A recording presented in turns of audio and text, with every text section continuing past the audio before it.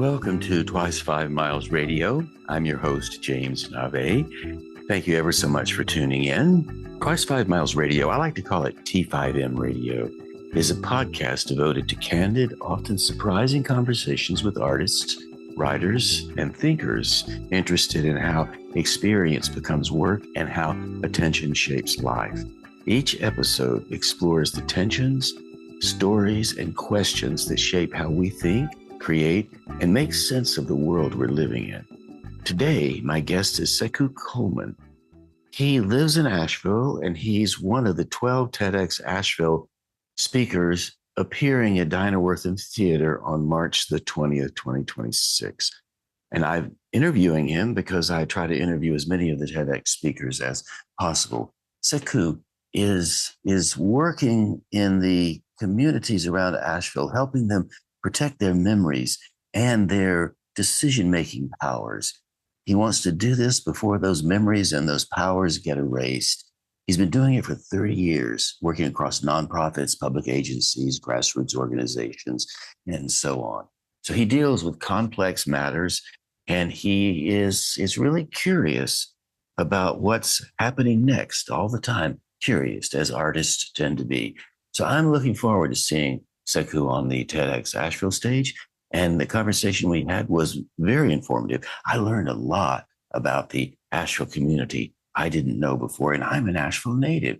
So let's turn to the conversation. It begins with Sekou telling us what he's planning and how he's processing this idea of being on that TEDxAsheville stage. So here we go. So speak to what gives you a sense of your own authority enough so that you take up the call. I'm going to stand up on that stage and I'm going to influence culture rather than culture influencing me. Welcome to the show. What's up with this? What a great way to start. The idea for the talk came from a moment when I was leaving a community meeting. It was in the spring, I guess, of 25. I was just thinking about the significance of small wins.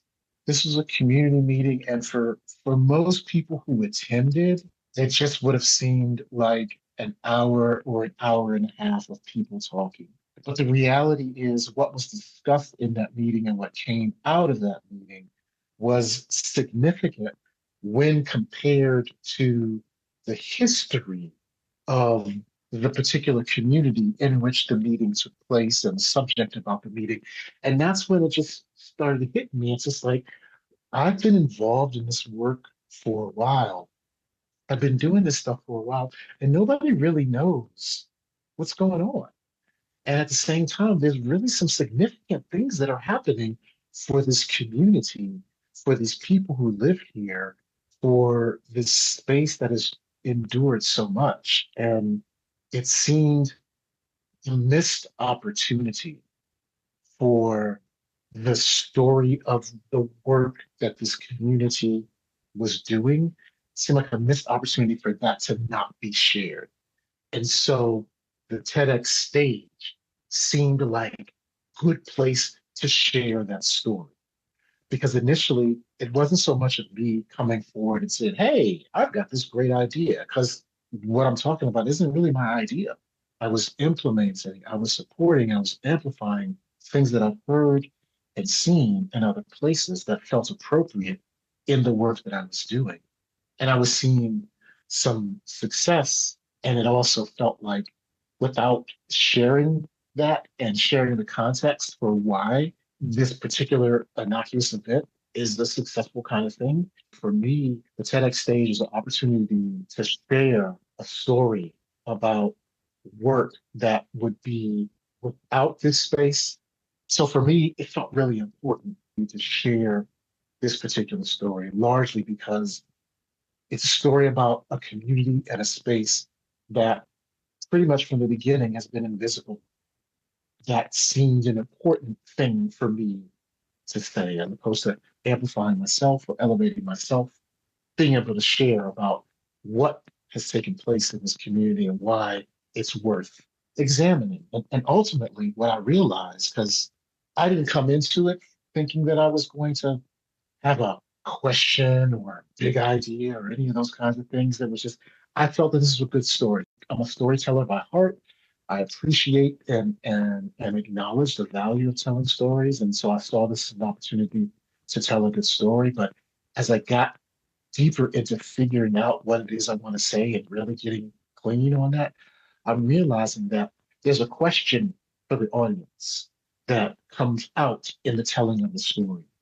And the question for the audience is, what's the legacy that you want to be attached to? Do you want to be attached to a legacy of extraction and harm? Or do you want to be attached to a legacy of repair and love? And so through the story that I share in my talk, I look at one community and how they chose to craft a legacy of love and repair and what that looks like. And I offer that as inspiration for others to consider how they may step into an opportunity to make the choice that resonates with them, whatever that may be. So the wins you're talking about and the work you're talking about doing is the work of living in a community, small, vital, and yet unnoticed by others. Why is it important for the community to be seen? And is this something that is a problem throughout the world? And how will what you are doing and the work you're doing set an example for other places to be seen? At least where I begin is with the value, the worth, and the significance of humans.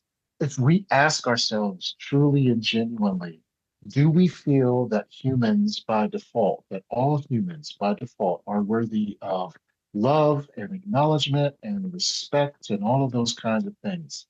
If the answer to that is yes, then I think it's important to be aware of how the environment, the world in which we live, creates challenges that may not be as easy for some to navigate as others. The reason why I feel this is important, particularly in the example that I share, I'm talking about the community in Asheville, North Carolina, that is known as Southside. The significant things about Southside, at least for those who are unaware, is that first and foremost, it's a historically Black community in a Southern town. Because of that legacy, it means that when the neighborhood itself was established, it was established because of the restrictive and racially motivated practices that were in existence at the time that said if your skin was a certain color, you did not have the right to live or to work or to worship or to play in these places in the city. The only place that's acceptable for you is this area of land, this space that we don't care about. So you can live there and you'll be fine. Lo and behold, once they come into that area and they create communities for themselves, they create homes and businesses and schools and churches and all sorts of things. Lo and behold, the local officials are like, well, we kind of need this land because our city is growing and we need to do more things. There's a railroad that comes in down there. So we need to make sure that folks can get from the railroad to the mainland. So we need to build new homes. We need to build new roads, all those sorts of things. And yeah, you people live in this community, but we don't really think of you as people. We see where you live as blight, eyesore. We're unable to connect with the fact that this is a place that exists in this state because the law did not allow for the same sorts of equity and opportunities that would be found in other places. And in spite of that, these people in this community grew and built institutions and all of these things that helped and fostered a loving community that was then decimated and disrupted through a federal program called Urban Renewal. In the years since Urban Renewal, especially for the community of Southside in Asheville, North Carolina, the recovery has been slow and painful. For those people who are listening in Asheville, they may know where Southside is. A lot of people listening to this won't necessarily know exactly where it is or how big it is. Can you put this place on the ground for us? Give us some Sure. geolocation work here so that we know Sure. what you're talking about, how big it is, where it is, why it's valuable, those things. When you look at the city itself, there's the downtown region, like City Hall itself, and space around City Hall. So when you start looking at the history of the city of Asheville and how it developed, like most cities, it was Main Street, downtown, City Hall, where everything began. And slowly over a period of time, things expanded from that downtown space. When we look at downtown, where the development happened, there are areas around there where what is now known as Southside, that was undeveloped land. And initially, both the Southside community and the neighborhood in Asheville, which is known as the East End, they were kind of connected like sister communities. Because if you didn't live in those communities, i.e., if you were not Black, it was referred to as east of the riverside. And I think it's really important because when you talk about positioning, positioning is all relative to the person who's dictating. So when I say east of the riverside, where am I? If I'm downtown, the riverside is to my west, towards West Asheville. So when you're moving east, you're moving into the area that's between the river and downtown. So that is in common terms, that's generally going to be the area that extends from the river along Hilliard Avenue, which is what comes up. It's one block below Patton Avenue, which is the main thoroughfare that runs through downtown. So Hilliard Avenue runs parallel to Patton Avenue, essentially from the French Broad River all the way to the area which is called Town Mountain. And so when you think about the names like East End and South Side, they were just sort of generic names that were used to describe a place of the city where white folks were not living because they were living up and around the Grove Park Hotel. They were living in what we now refer to as the North Asheville area. So the reason why this community existed is because that's the space where the Black people who ultimately were the ones who built the city of Asheville because they were the ones who worked in the hotels, they were the ones who worked in the restaurants. They were the servants who took care of the folks who came into town. Many of them worked in the sanatoriums and the health services where people came to Asheville because of the higher climate and everything. It was these Black people who supported the economic infrastructure of the city of Asheville who were not allowed to live anyplace else except for the communities that became known as Southside and East End and Shiloh and Burton Street, what we now refer to as our legacy communities. And the legacy of those communities is that they were not, because of their color of skin, allowed to live anyplace else except for these lands, these places that at the time did not have value to the dominant culture, to the dominant narrative. And so they formed their own life, their own communities, their own system of mutual aid and care in those spaces. So you look from Hilliard all the way down to the river, you look from the river all the way over to Biltmore Avenue. That is what Southside was.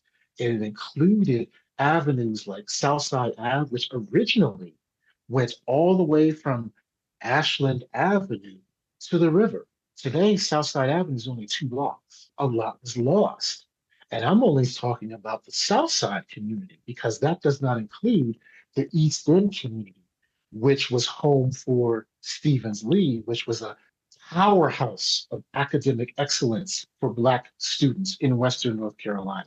Stevens Lee, as a public school, had more teachers with doctors and master's degrees than any other school in North Carolina because the Black teachers were not allowed to go to Duke or Chapel Hill. So they went to Harvard or Yale or Cornell, and they came back and taught. But when the segregated education was outlawed, so it was the Black schools that were closed.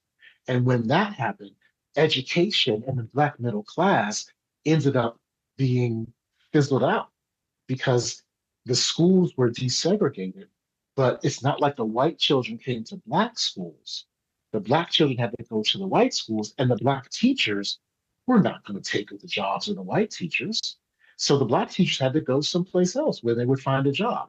And so what you end up having is this sort of slow and steady drain of the intellectual and middle class, which then leaves behind this working class and lower class of community that struggles to navigate a changing Asheville, that struggles to navigate gentrification, that struggles to navigate zoning changes, that struggles to navigate the kinds of things that make it hard for a community to be resilient, especially in the face of what's going on. And so, given the fact that this was the case, and I was seeing and experiencing these wins, that is what incentivized me. That is what inspired me. What better place to talk about amazing work happening than the TEDx stage where people come to share good ideas? I remember Stevens Lee. I was born in Asheville in 1949. I know exactly what you're talking about because I saw all of that unfold. And I remember when Stevens Lee closed and everybody had to go to Lee Edwards, and that was that, end of story. These people who went off to the north to get their educations at Yale and Harvard and Cornell, et cetera, that suggests there was a class, maybe monetarily wealthy, and certainly educationally wealthy. These folks went away and came back. I suspect they went to Europe as well. I don't think it was just a way to Cornell. Can you build that out a bit? Because that may be something from a legacy point of view that deserves to be spoken to. I think what's interesting or what's important to name is that the historical perspective and experience of Black people in the United States is really a parallel to other immigrants who've come to this country seeking a better life, with the only difference that Black people or enslaved Africans did not choose to come to these lands. That choice was taken from us. However, the reality is at a particular point, everyone on this land in this country has been bitten, if you will, by the American dream. The idea that you could pick yourself up from your bootstraps, and as long as you have the energy and the desire and so forth, you can make it. Because look at what happens. And that's the narrative that we've told ourselves time and time and time again. And we've seen it. The Italians have come here, and the Jews have come here, and the Irish have come here, right? And we've seen them make things for themselves and grow these vast industries and blah, blah, blah. The reality is that for the Black community, it was much harder to accomplish that. And still, it happened. It happened in places like Tulsa, Oklahoma. It happened in places where you see Black people coming together. They may not have had the same level of financial security and financial opportunity as their white counterparts, but because there was no other place for them to go, because the law did not allow them to exist and be seen in another place, they figured out how to do it for themselves, and they created these vibrant communities. And the reality is, you could ask the question, when you see the violence that happens in places like Tulsa, Oklahoma with the race riots, when you see what's happened in similar communities around the same time or since, where you've got examples of bustling, vibrant, economic, successful Black communities that fall a victim to violence at the hands of, angry, racist white mobs in southern spaces or whatever, there's a reason for that. And sometimes, even when it doesn't come in the form of a violent lynch mob that's looking to hang somebody from a tree, it comes in the form of a federal program known as Urban Renewal. And in the case of Asheville, the history and the lessons that we can learn from John Nolan, who was the very first city planner for Asheville, who was very intentional and very specific about how the Black community and the white community needed to be separated. Because in order for Asheville to have a future, it was John Nolan who said tourism and supporting and inviting tourists to come and patronize Asheville, that is the way to economic development. And we can have this space for the Black people, but they need to be in their own space. And they need to do their own thing and support their own economic thing. And we should let that happen, but we should not determine for them. What ended up happening, however, is through urban renewal, you get this situation where decisions are made about a community without the input of the community. And so that's where the missed opportunity comes. Because rather than closing down the schools, urban renewal could have been an opportunity to invest in what was, in many places, especially in the South, superior education that was in existence in the Black schools. Because the white schools did not have professors and teachers from Ivy League schools. They didn't. Some of them did, but not to the same degree as an institution like Stevens Lee. And so, yes, what ends up happening is the teachers, because the teachers had the steady jobs, right? Teachers were the fabric of the community. And it's not just the fact that they were present in the schools. When you talk to the elders from Southside and they tell you about what their youth was like and what they experienced when they were children, they talk about how the community took care of everybody. If you were a child and you were misbehaving, it would be a neighbor, it would be an elder in a community that would say, you know, you're not supposed to be behaving like that. I'm going to make sure that you're disciplined and I'm going to tell your parents so that when you get home, you're also going to be receiving this. And there was this sense of community care. So if you were a teacher in the community, that was a very high status level, right? Even if it didn't come with the money, you were the teacher. You were Miss So-and-so. You were a third grade teacher at Stevens Lee. You were the second grade teacher at the Allen School. You were the sixth grade teacher at wherever. You know, those were the kinds of things that brought about status and clout and everything in the community, along with other things like there were doctors and there were lawyers and there were business owners and so forth. I think what changed with both urban renewal and desegregation is in many Black communities, people believe that the only way to actualize the American dream for Black people was to assimilate and become essentially the culture of white America.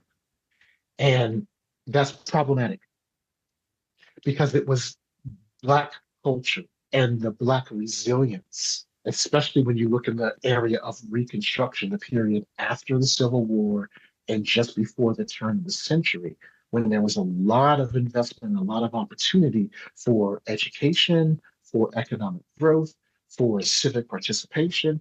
We look at, particularly in the South, Reconstruction period is when you've got more congressmen, more elected officials representing Southern states than you've ever had before.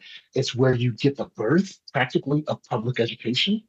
Because if you were poor and white in the South, then you didn't deserve to be educated, right? Because the education was for the country schools, for the day schools, for the people who had money. So public education came about because of the Black community wanted to educate their children.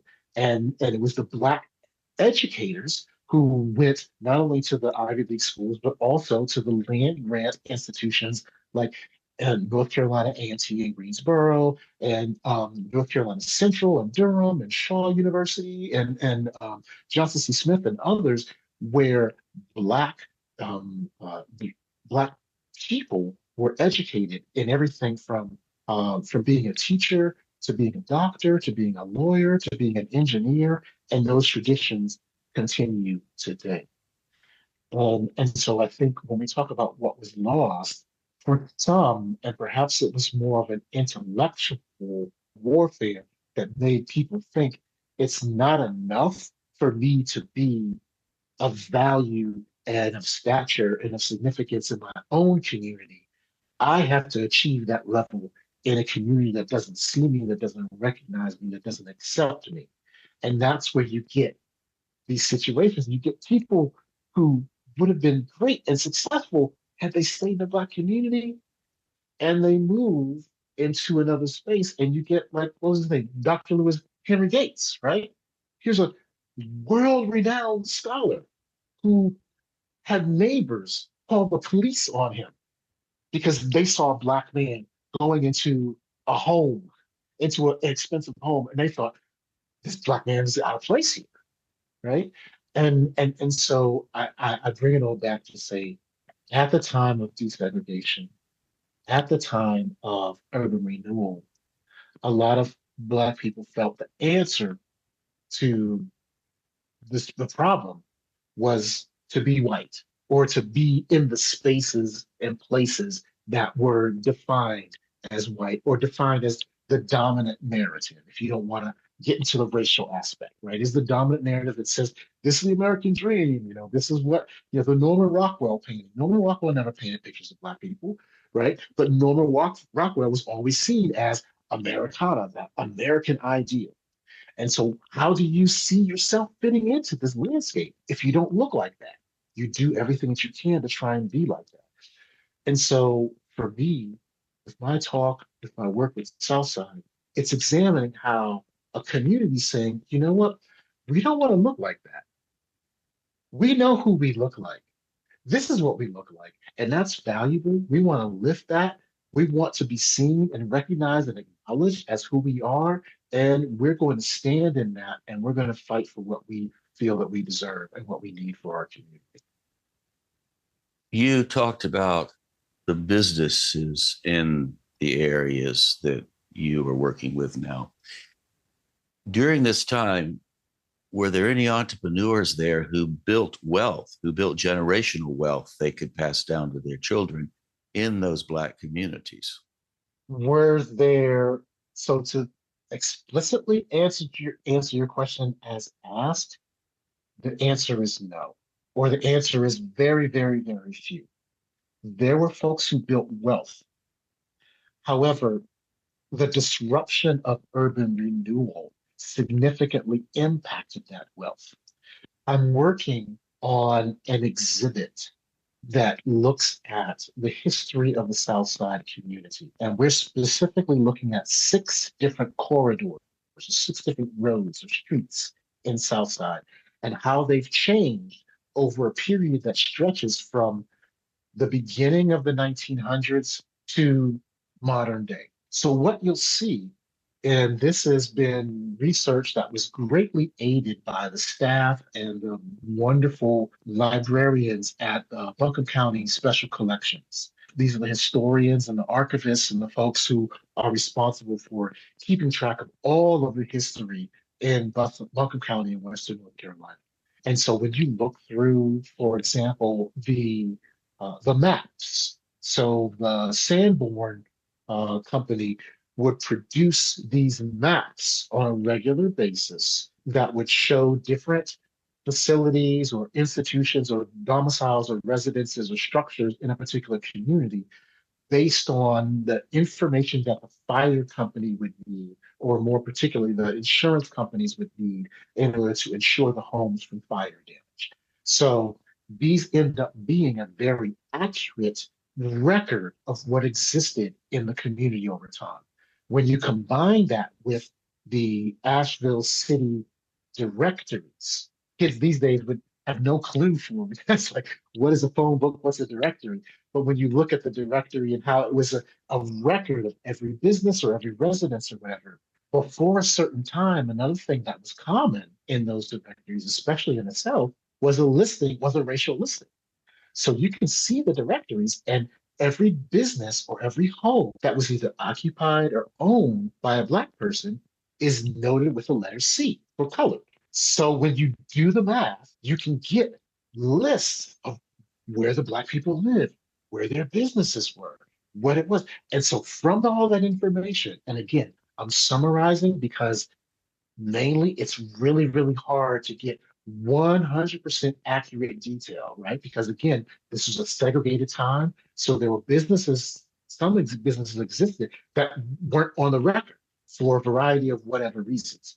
But from what we know in the Southside community alone, the impact of urban renewal was responsible for the loss of more than 1,000 homes, more than 14 grocery stores, several churches, schools, businesses, a hospital, and way more.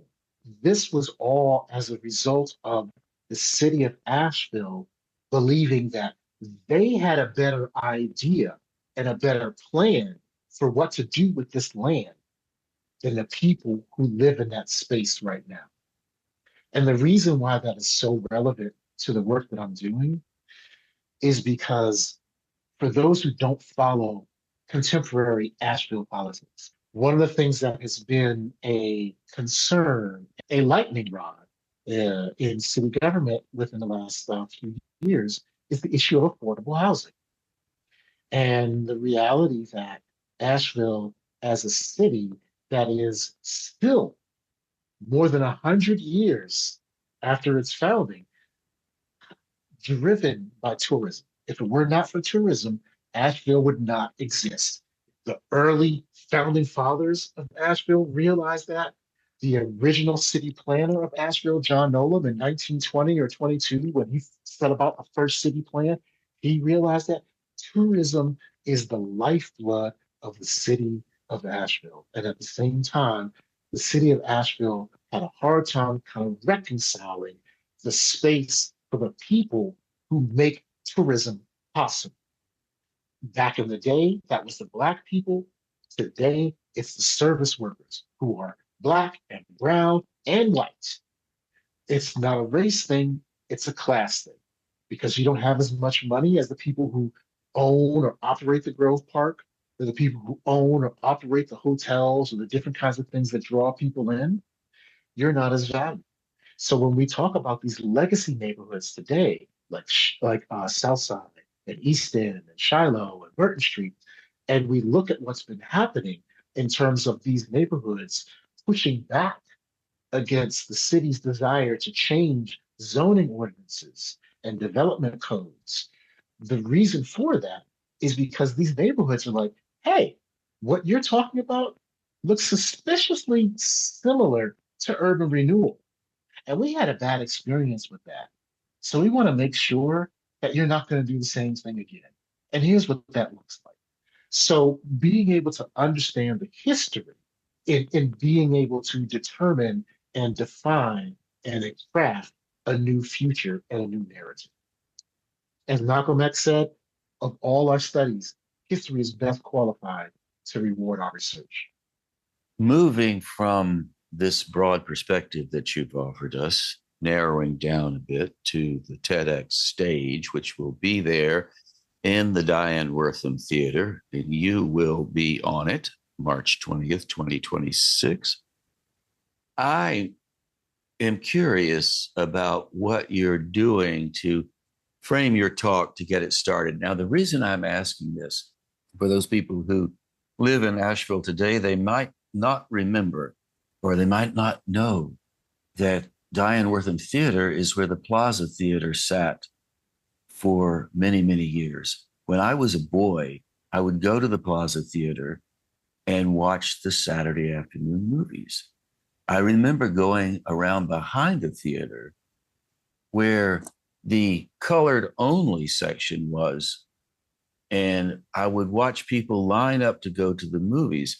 I was a naive boy. I didn't know much about this. I grew up on Brevard Road, which is way out in the country, at least it was back then.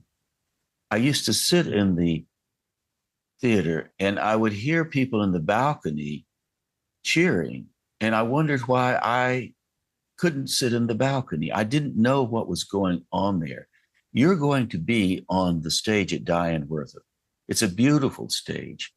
There are some almost balconies because it's raked up so the audience can feel like they're on the stage with you, but you are Centreville, centrally located, where the Plaza Theater was, where that ticket booth was that sold tickets to everybody who lived on one side, and the other ticket booth sold tickets to those folks who lived on the other side. Broadway was the demarcation line. Can you speak to that sensibility? How are you going to feel standing on that stage? How are you going to bring that location sensibility to that stage? What's going to happen with you on March 20th? Well, I grew up and was raised in Washington, D.C., and I did not move to Asheville until 2011. And I didn't really even begin to get engaged in community work in Asheville until about 2016. It's about 10 years now that I've been, deeply immersed in this. For me, being on that stage is an opportunity to embody the privilege and the honor of representing and speaking on behalf of the amazing humans that I've come to know and walk alongside over the last 10 years in the work that I'm doing. And so for me, it's an opportunity to share truth. So when I went to the orientation, there's going to be 12 of us on the stage. And I noticed that I am one of three Black speakers out of the 12. That means that when TEDx Asheville happens in March 2026, the percentage of Black people who are speakers in TEDx Asheville will be more than twice the percentage of Black people who live in Buncombe County. That is significant. And so for me, the symbolic nature of where I am and what I'm doing is not lost. And that's the reason why, because I understand that when I'm on that stage, I understand who I'm speaking to. The people in the audience are not going to look like me. They're not. And yet at the same time, the people in the audience are the folks that don't see communities like Southside. One thing that I've said for a while in many different spaces is that if you are not Black, it's very easy to wake up and live your life every day without even thinking about or even interacting with someone who doesn't look like you. Unless you want to. Like if you want to, you can, and it's possible. But if you don't want to, if for some reason you said, I don't want to deal with anybody unless they look like me and think like me, you could do it. I couldn't. I never could. I couldn't even get out of bed without having to deal with something or someone or some institution that is operated, run, or comes from a space that's not like me. So when I'm up on the stage, it's the opportunity for me to use the access, the privilege, the opportunity, because I understand. Like I work very closely with people in these communities, and I know not everyone has had the same kind of background that I have. Not everyone's had the same kind of experience that I have. And so that's a privilege. And to whom much is given, much is expected. And so for me, being on the stage is an opportunity to share out what that means and what that can be for those who might not have the opportunity to walk in the space that I do.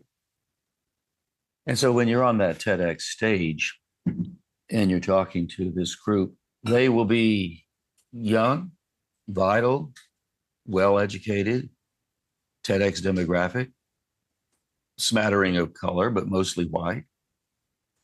And they won't know they're sitting in the center of a place that was where all of this tension existed. So I think it might be interesting to make sure they know where they are in terms of the legacy of it. Don't you think? I do. And it's interesting that you mentioned that word legacy. It just comes all about. If I could, I would love to share with you the 1 minute pitch that I shared about my talk. And it's essentially this. Asheville has always been seen as a five-star destination. And yet, closer inspection reveals a completely different narrative filled with extraction, exploited Black labor, and promises that did not hold the faith of the very people who built this city. So, in my talk, I'm going to examine how one community moved from extraction to empowerment without waiting for someone to save the day. Using a very simple framework, I'll share how this community used art, food, and storytelling to spark pride, activate hope, and build real community power that today is experiencing tangible wins. The point is a practical, portable example that when communities lean in and embrace the mess of their past, they can transform trauma into hope and collective action that changes everything. And that's my thought. And that's a fantastic pitch. And that pitch got you into the TEDx Asheville 12. Actually, that pitch didn't get me in. I didn't get that pitch together until after I got in. So well, whatever the pitch was, it got you in. I'm on the committee that chooses the speaker. So I was exposed to what you were going to do and discussed, well, okay, is this going to work? Will it not work? And what Barry tries to do is to put together a show of 12 people and have the themes all overlap and all fit together. I'm thinking now it would be interesting to see how many of the people who originally applied to Asheville TEDx were Black. The percentage, I don't know what that percentage was, but there were 250 people who applied. And half of them got cut right away because Barry could tell none of this would work. But I would be curious to see how that plays out. So as we close this, I want you to tell us how you personally are feeling. How is your authority doing? How healthy is your authority? How powerful do you feel as a leader?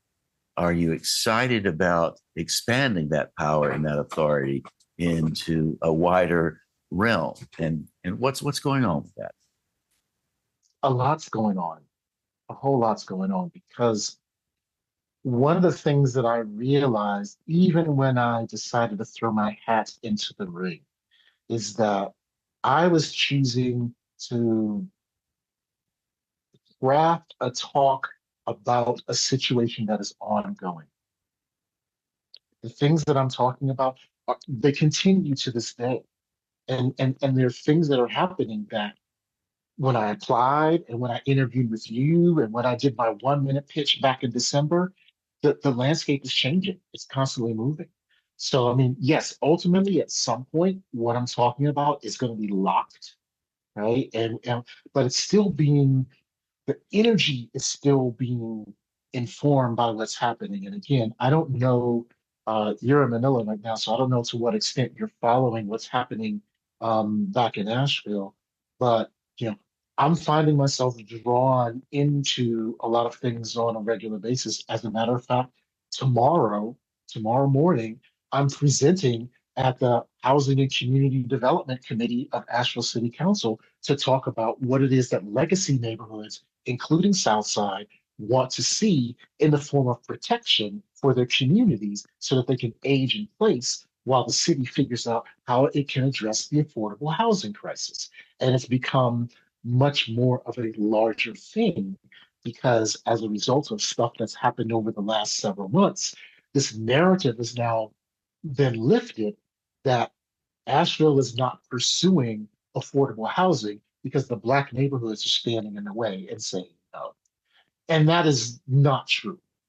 We're not saying no. We're just saying do it in a way that does not contribute to the same kind of harms that you did in the past because you weren't thinking about us. And so this is the difference. So what am I feeling? What am I navigating? It's it's an ongoing thing because at the one time we're trying to hold this story, which is a finite thing. It's got a beginning, a middle, and an end, and it's going to be delivered on the stage on March 20th or whatever. But the reality is, it's it's a snapshot, you know? It's a still photo of life that has been going on and will continue to go on long after I get off the stage in March. So trying to figure out how to best reflect and represent that is where I'm at right now. I would think a nice strategy for this would somehow, and this is going to take some crafting on your part. You're sitting, the you're on the stage. You have this audience there. The audience is aware of their environment. They know who they are. They have their observations in place. They look at their lives. And if you could motivate this group or any of us or anybody who hears your talk that goes onto the Big TED stage, which it will go onto the Big TED platform, when they walk out of Diane Wortham Theater, if you can expand their vision a bit to look at things that they might not otherwise see, it's a subtle thing. But once you expand that vision to think, let me view this scene from 3 or 4 different angles rather than from one. If you could get people to do that, that's quite an accomplishment.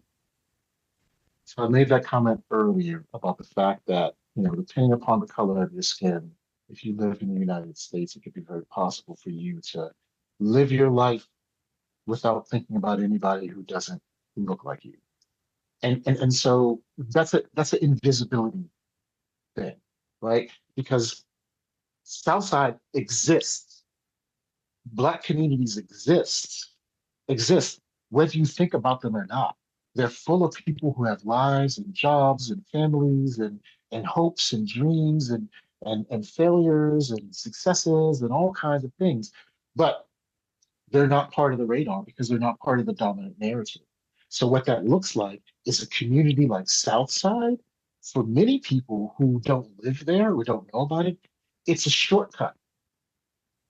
Southside is a way to get from West Asheville to East or North Asheville without having to deal with the traffic if you know the roads to take because you can cut through, right? And so you're driving down this road past the River Arts District. You're driving up this hill past these public housing projects. You're driving down here or there without realizing that this is the space that at one time was this home for a vibrant Black economic and social space.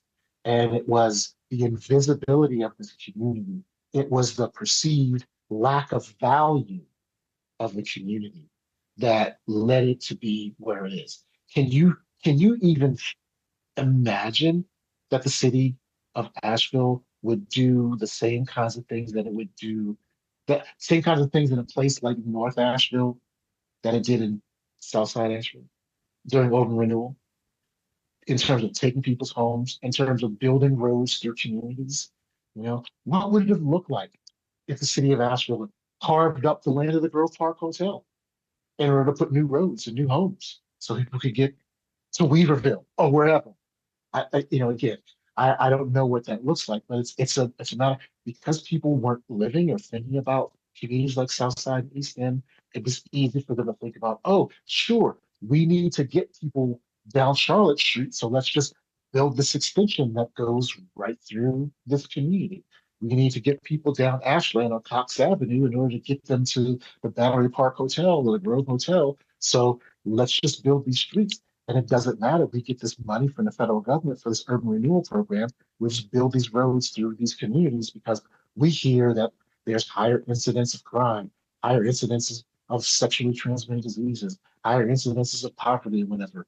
Never mind the fact that we don't allow legally the same sort of resources to enter that community as that enter in our community, right? But we're going to fault it for these kinds of things. And so if people can be made to see the humanity and the value of these communities. And that's a start. But the reality is, to some extent, that's not the point of my talk. The point of my talk is just to share the story and to share to share what is to share the facts and to leave you with the decision what you're going to do about those facts. And for me, it all comes back to this moment from the autobiography of Malcolm X that I actually referenced in my high school yearbook quote. And it comes from a time, I don't folks may not know the sort of historical arc of Malcolm Little, Malcolm X, El Haj Malik El Shabazz. But at one point, before he was a nationally recognized leader, he was a pimp and a drug dealer. And he got arrested and he was in jail. And while he was in jail, that's where he found the Nation of Islam. That's where he converted to being a member of the Nation of Islam. He learned about the teachings of Elijah Muhammad. He became very connected with that. And so when he was released, he went to Chicago to meet Elijah Muhammad. And he was so zealous and he just wanted to do everything for the nation. And Elijah Muhammad said to him, if you have a glass of clean water and another man has a glass of dirty water, don't chastise him because his glass is dirty. Just let him see your clean glass so he can make the decision for himself. And to little 16, 17-year-old Sekou, that wisdom just seemed so clear. And so my talk is really rooted in that. I'm not asking you to choose a clean glass or a dirty glass. I'm just showing you this glass that's called Southside and letting you figure out how you're going to react accordingly. Sekou Coleman, that is a perfect spot to say thank you very much for taking the time to be on Twice 5 Miles Radio. I really do appreciate it. My pleasure. Thank you for having me. So there you go, my friends. Thus concludes my conversation with Sekou Coleman. I hope you enjoyed it as much as I did. Like I said in the introduction, I learned a great deal about Asheville I didn't know before, and maybe you also learned some that you didn't know as well. I'm looking forward to hearing Sekou join the other 11 speakers on the TEDx Asheville stage March 20th at the Dinah Wortham Theater. If you are free that day, it's a Friday, it's an all-day event. Feel free to join us. It would be great fun to have you in the audience, and I'm looking forward to being there, and I hope you can make it as well. Barry Barton, I'd like to give her some credit. She's the director of TEDx Asheville, and Barry's goal is to create an event that's highly interactive with the audience. Her goal also is to rehearse the speakers to the point where they're so comfortable on stage they feel like they're having a conversation in their kitchen or their living room. And the reason why she's interested in doing that is because she wants to have every speaker on the TEDx Asheville stage have their talk picked up by Big Ted. And what that means is Big Ted reviews the talks and then gives the green light for those talks to go onto the Big TED platform. And when your talk gets on the Big TED platform, you have a whole world waiting to watch it. So Barry was very successful in her previous work with the last TEDx Asheville group, and she's doing the same for this group. Everybody, we hope, will get in, and that's the goal. So I really appreciate that. It's a 3-camera shoot, and Barry does something in the TEDx rhythm of a show that most people don't do. If something flubs, she stops the show and starts over again because her goal is to capture that on camera. And I think that's fantastic. So hats off to you, Barry Barton. I really enjoy working with you. I'm looking forward to getting back to Asheville. I'm recording this in Manila right now. Looking forward to getting back to Asheville on March the 1st and working with these folks a bit. What that means for me is I'll listen to what they have to say, give them a little bit of feedback, maybe a sprinkle of confidence. Not that they necessarily need it, but hey, everybody can take a little confidence now and then. So that's what I'm up to. I'm looking forward to it. for now, that brings us around to the end of our show. And this is Twice 5 Miles Radio, and I'm your host, James Navé, and I've been airing this show for 10 years. It always airs on WPVM FM in Asheville and KCEI, Cultural Energy Radio in Taos, both community radio stations. Thank you to Devine Dial for managing WPVM FM in Asheville, and Robin Collier and Mike Tilley for doing the same, KCEI FM, Cultural Energy Radio in Taos, New Mexico. KCEI airs up in Colorado as well. So if you're up there in Colorado listening to all this stuff about Asheville, I hope you're enjoying it. If you'd like to reach me, Navé at jamesnavé.com. Navé is spelled N-A-V-E. Walter Parks, thank you so much for the theme song. Walter Parks has given me a lot of music to use over the years, and I've enjoyed every bit of it, and he certainly has offered the theme song, and I play it every week. So I'm grateful to Walter Parks, walterparks.com for more on Walter's music. And I think that pretty much sums it up. By the way, you can go to jamesnavé.com if you're interested in the free community gathering of writers on Saturday between 12 and 1 p.m. Eastern Time. We gather for an hour. And if you're interested in writing, it's called the Imaginative Storm Writing Gathering, the weekend soiree, the salon. We'd love to have you. jamesnavé.com. You can find out more about that there. And that's it. Again, thanks ever so much for tuning in. I hope you come back sometime soon. And until then, maybe, just maybe, I'll catch you on that turnaround somewhere down the line.